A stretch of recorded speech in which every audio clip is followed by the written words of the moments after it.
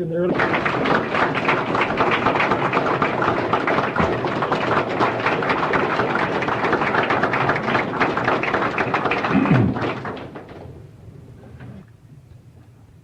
Well, Mr. Chairman, my very dear colleague, Ron Gostick, distinguished guests, ladies and gentlemen,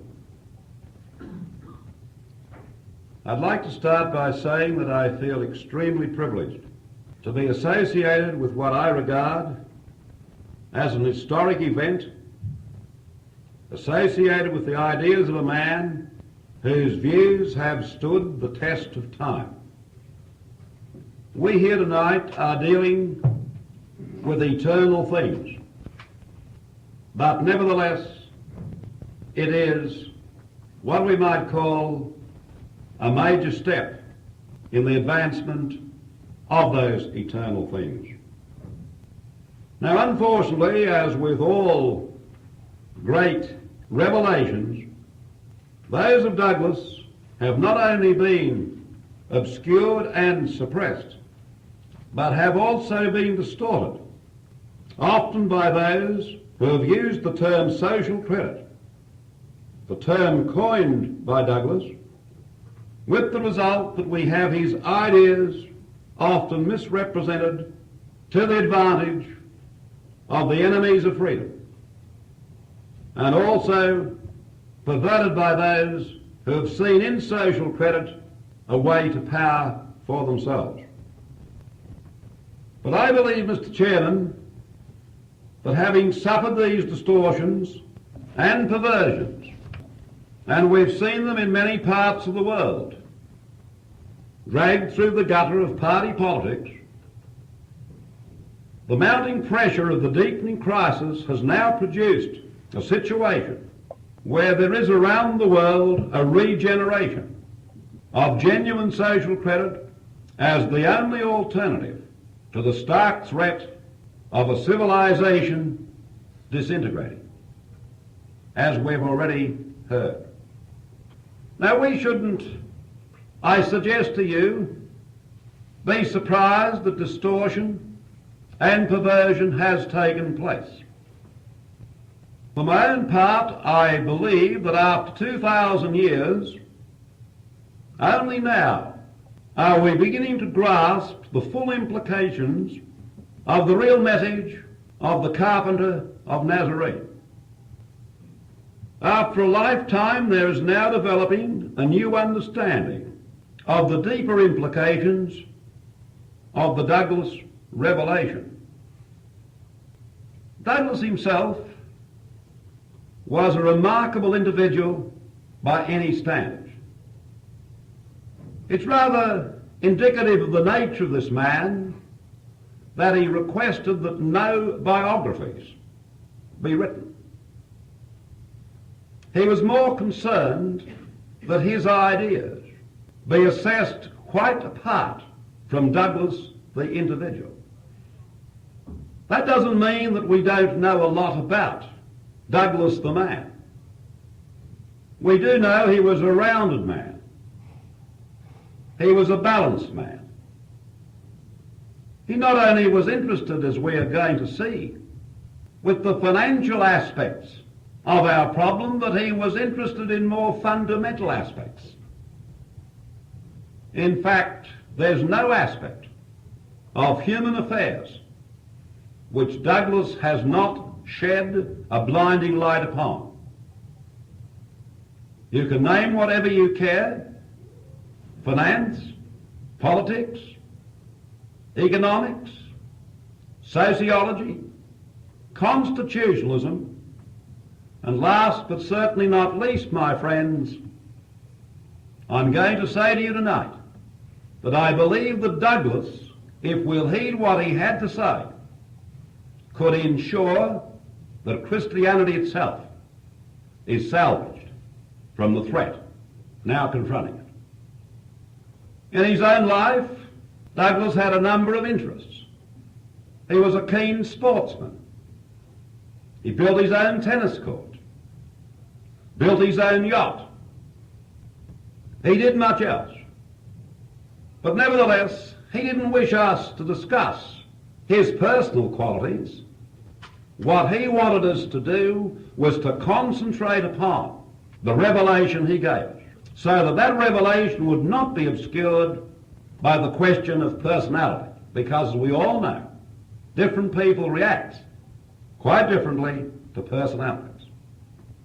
Douglas was a humble man, and if you read through his writings, and I never cease to read through his writings, because I believe there, as my colleague from Australia, Mr. Jeremy Lee, observed in his message, you sometimes kick yourself that you had never quite grasped the full implication of what Douglas had to say on a particular matter.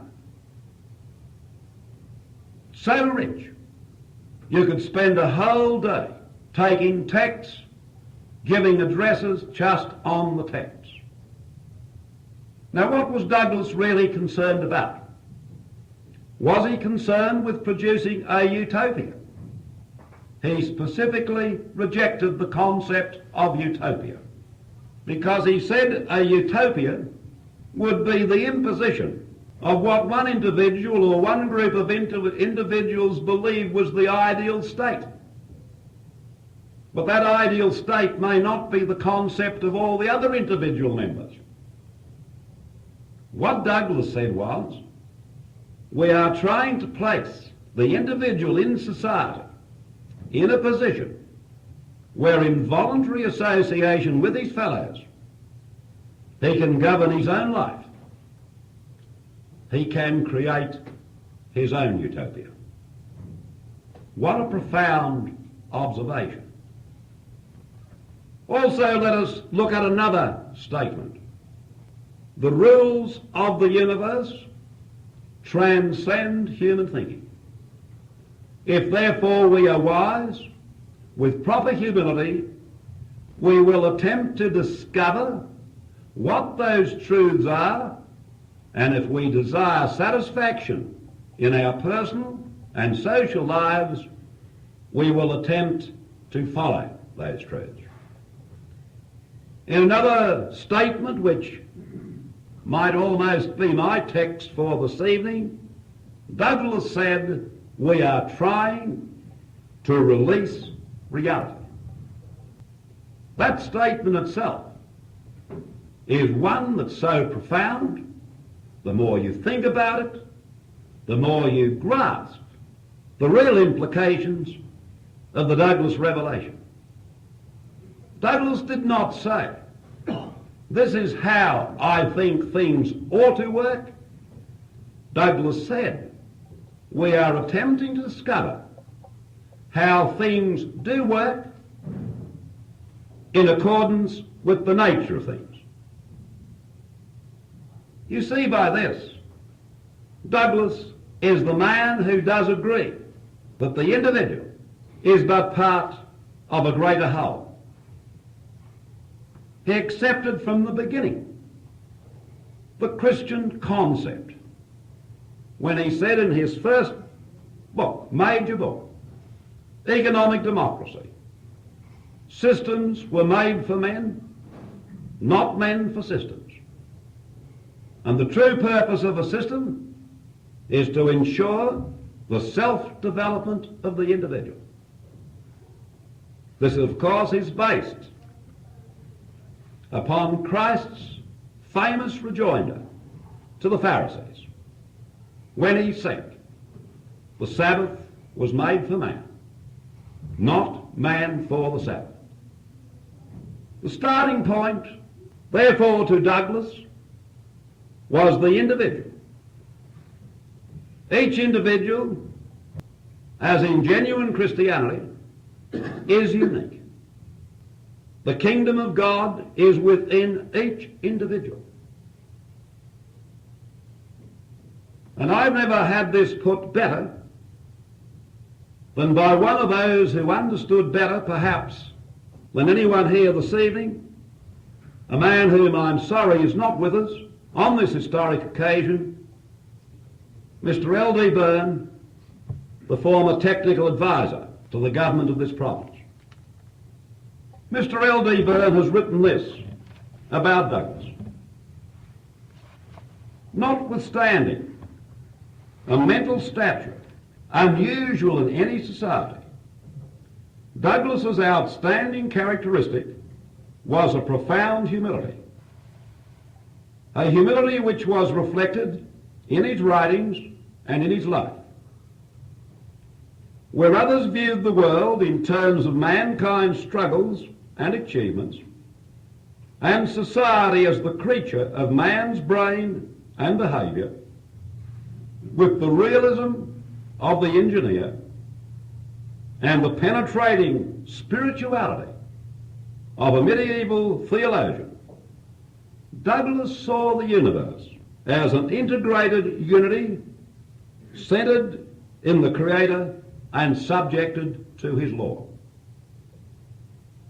It was the basis of Douglas's philosophy, of which social credit is the policy, that there is running through the warp and woof of the universe the law of righteousness, divine law, which he termed the canon. Because of the higher intelligence and free will accorded to him, man cannot rely on instinct to guide him in his adherence to the canon. He must seek it actively, and to the extent that he finds it and conforms to it, he will achieve harmony with the universe and his Creator. Conversely, to the degree that he ignores the operation of the canon and flouts it, he will bring disaster upon himself. Mr. Byrne continues, it was inherent in Douglas's writing that he viewed society as something partaking of the nature of an organism which could have life and life more abundance, to the extent it was God-centered in obedience to his canon. Within this organism, the sovereignty of God the Creator of all things visible and invisible being absolute, there must be full recognition of the sanctity of human personality, and therefore of the individual person as free to live his life, and within the body social, to enter into or contract out of such associations as with responsibility to his Creator he may choose. And no person may deny to another the relationship to God and his fellows without committing sacrilege. This concept, reflecting the ideal of Christendom as the integration of church and society, which was the inspiration of European civilization for centuries, involves adherence to a policy in every sphere of social life, economic, political, and cultural. This is the policy which Douglas termed social credit. Looking out upon the world with a clarity of vision which was unique in his time, Douglas saw a doomed civilization committed to the opposite policy, stemming from a conflicting philosophy, a philosophy which deified man and sought to subjugate the world to him. How different that view as compared with those who would have us believe that all that Douglas offered mankind was just simply some other brand of monetary reform. And it's with great regret I have to say that large numbers of people calling themselves social creditors have been cut off from that tremendous depth of understanding which Douglas brought. We have many parodies those who give their own interpretation, but have never gone to the source, never gone to what we might call the master.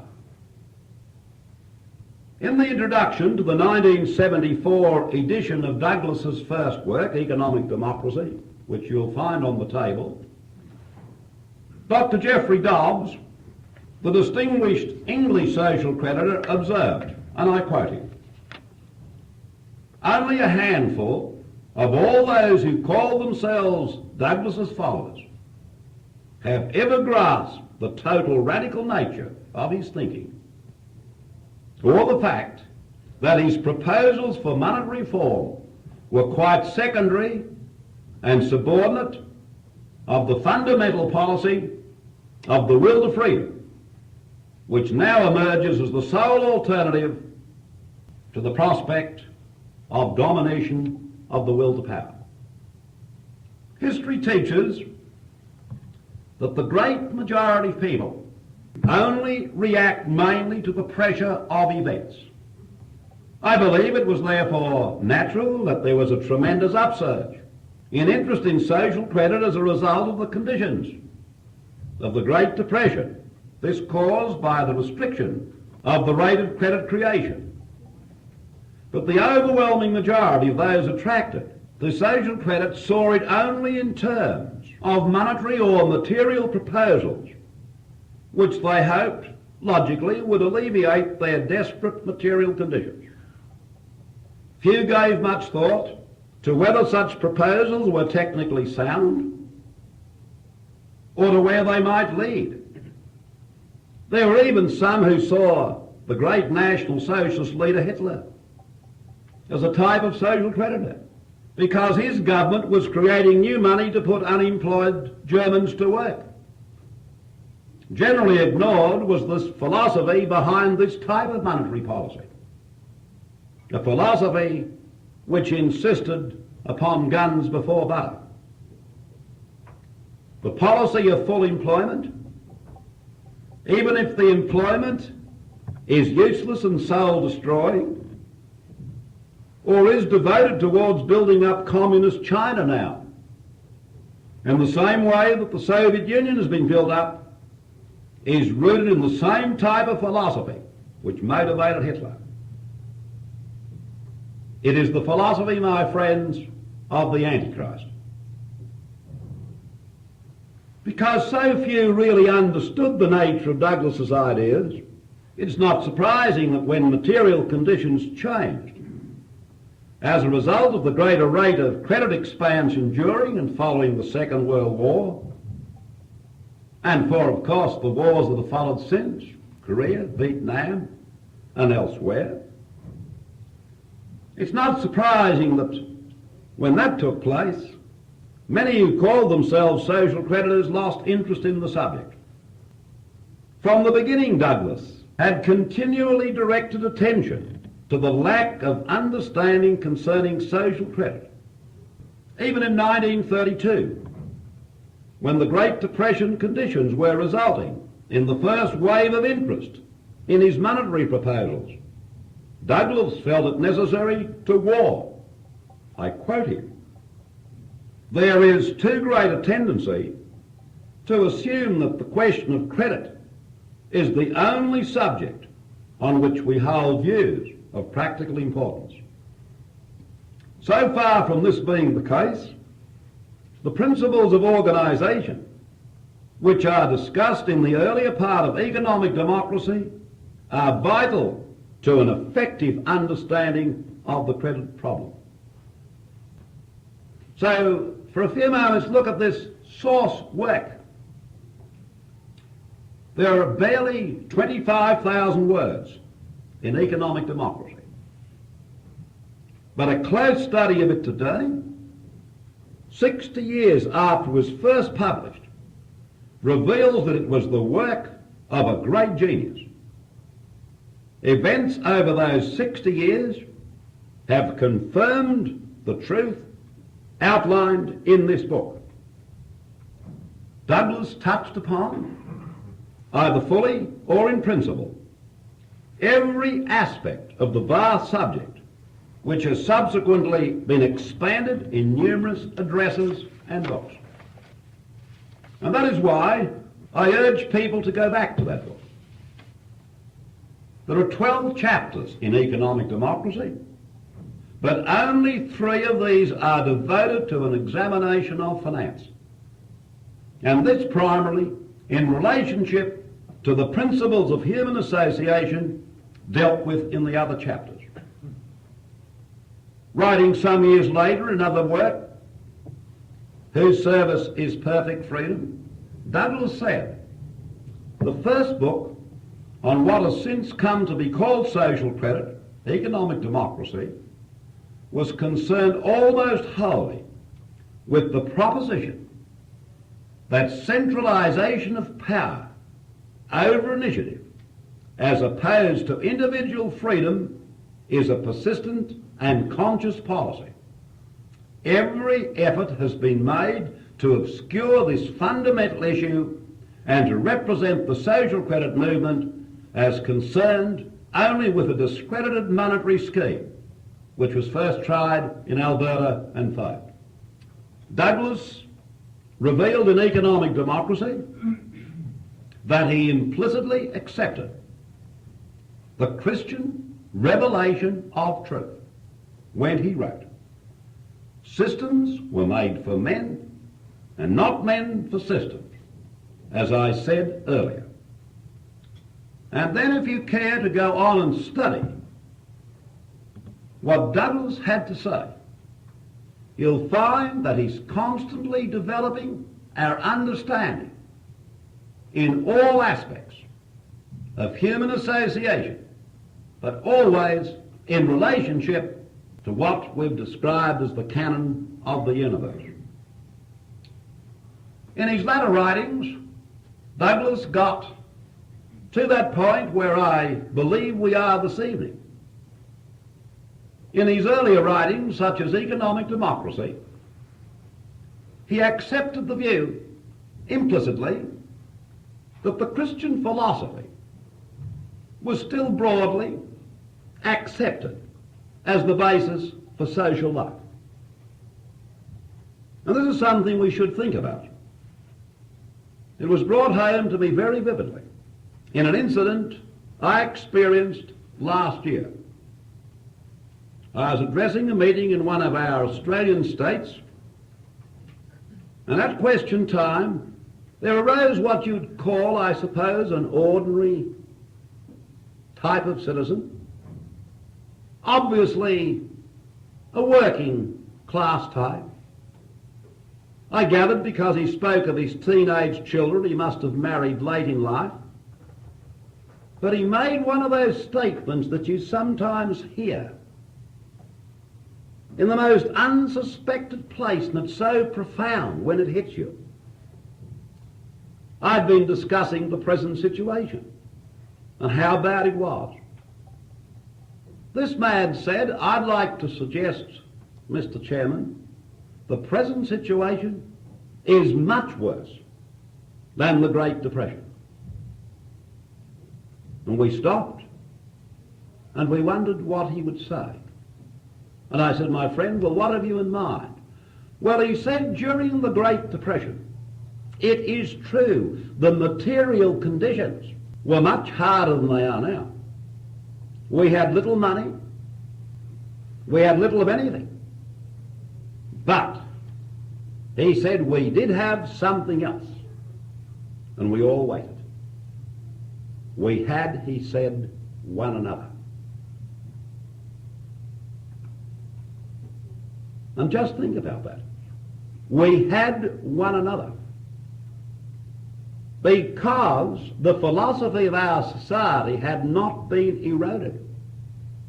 We still respected one another's property rights.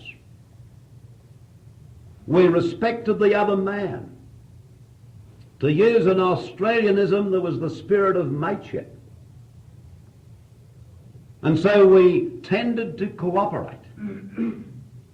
But today, if we had imposed upon us anything, even resembling those conditions, our society would be torn to pieces because no longer do we have one another.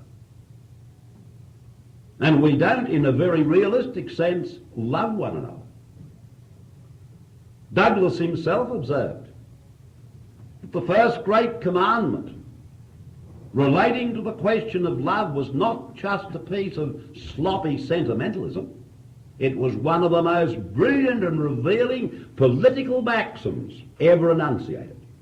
Why? Because when it's worked and applied, it is successful. It is the basis of a harmonious society. So therefore Douglas, in his latter writings, therefore dealt with a different situation. He had predicted this, as we've heard from previous speakers, that tremendous prophecy that there would come within the time of those living this tremendous crisis. That was in 1924. You'll find that in the last chapter of Social Credit, the critical moment. It's been said, my friends, that a true scientist is one who can accurately predict coming events. And if that's the test, Douglas was one of the greatest scientists and greatest prophets of all time. Even in the monetary field, many have overlooked the fact that in the early 20s, Douglas was warning, if you attempt to operate our finance economic system under the present methods of issuing credit, one result is absolutely certain. And that result, my friends, is increasing inflation. The insidiousness of inflation is something we could spend a whole lecture on. It's one of the factors that's destroying our society, perhaps more than any other single factor. And might I say that Douglas the historian, the man who believed we could learn from the lessons of history, did observe that one of the major causes of the disintegration of the great Roman civilization was not the barbarians outside, but the rot inside. And running through that rot was monetary inflation. And you had governments of that day attempting to do exactly what they're doing today with exactly the same disastrous results. They had every social problem we have today. Douglas warned and predicted that. He predicted the Great Depression. And he also warned that the Second World War was inevitable unless there was a major modification of orthodox finance economic policies. And immediately upon the outbreak of the conflict he predicted, Douglas warned that it would be used to break up the British Empire. 30 years ago, if you'd have got up at a public meeting and said that contrary to what the great Churchill had said, he had not been elected as His Majesty's First Minister to preside over the liquidation of that empire, but it was going to be liquidated, people would have called you a traitor or worse. I'm sorry, friends, events proved Douglas right. He went on to stress it would be used to establish the political Zionist state of Israel. It would be used to centralize all power still further in a bid to establish the world state. Now, Douglas made his predictions before the type of massive documentation we now have concerning the emerging threat of the world state. But now we can see the framework emerging in the form of new international economic orders, world banks, international currencies, and much else. But Douglas predicted this because he understood if you violate principles, you open the way for the will to power to operate through individuals. Long before ecology and conservation became issues for widespread discussion and the production of a vast literature, Douglas had warned that to attempt to drive the economic system under centralised financial policies of debt, heavy taxation and inflation would result in built-in obsolescence and a growing waste of valuable resources. He was the first great conservationist. In fact, there's no subject you can turn to that Douglas didn't shed that light of truth upon, including constitutionalism, something you Canadians are hearing about, as governments at Ottawa suggest that your constitution might be torn up. In other words, you're going to try and play the game, presumably without any rules at all, or the rules decided by those who have the power. Douglas dealt with it. And finally, Douglas insisted that salvation was only possible by going back to basic principles. He stressed that the only hope was what he described as practical Christianity. The British Labour leader, Hugh Douglas, once made the sneering remark that Douglas should perhaps be regarded more of a religious farmer than as a man who made any serious contribution to monetary reform. And in one sense, Hugh Gateskill was right. And here I must speak on a personal note.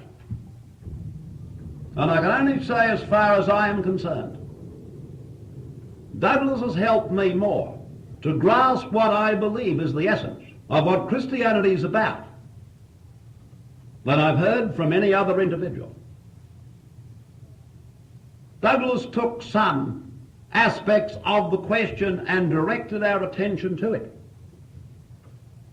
For example, he observed, which of course many have observed before him, that faith without works is death. But he also gave a brilliant analogy of what he described as the central core of the problem, which is the doctrine of incarnation. Now, he said, in essence, what is the use of us merely discovering great truths about anything and large numbers going around and saying, yes, hallelujah, we all believe in the truths, and we don't devise the appropriate mechanisms through which the truth's going to be released. As he said in the case, he gave the analogy of thermodynamics. You could get up and say, thermodynamics is the way to the new life. Yes, we all believe in it. But all saying we believe in the law of thermodynamics doesn't make anything happen. What we've got to do is to take the law and we've got to apply it. We've got to devise the mechanism. We've got to work at it. And that is why, to me, Douglas shed a new light on the tremendous potential with the Christian truths if we will but take them and say, they must not just be hidden away once every 7 days in the church. They must apply to politics, economics, finance. All must come within the scope of truth, the subject of power, and much else. And this is what Douglas opened up for those who will but look at what he had to say. So to conclude, Mr. Chairman, it's my firm conviction at this historic event, at this time, in your history, in the history of the free world, I must agree with what my colleague Ron Gostick has said. While it is true that we are moving into the night, as Douglas said we would, but nevertheless, the challenge is for us to fully understand that torch which is available to us so that we can guide our fellows through the night into the day that must follow. And I believe this is the historic mission of the social credit movement at this time to look seriously at what Douglas had to say about practical Christianity as the one force which can shift mankind off the disaster course on which he is now travelling. And if we do that, my friends, you in the years to come will be able to look back upon this historic event and say we were part of that eternal process. Thank you very much.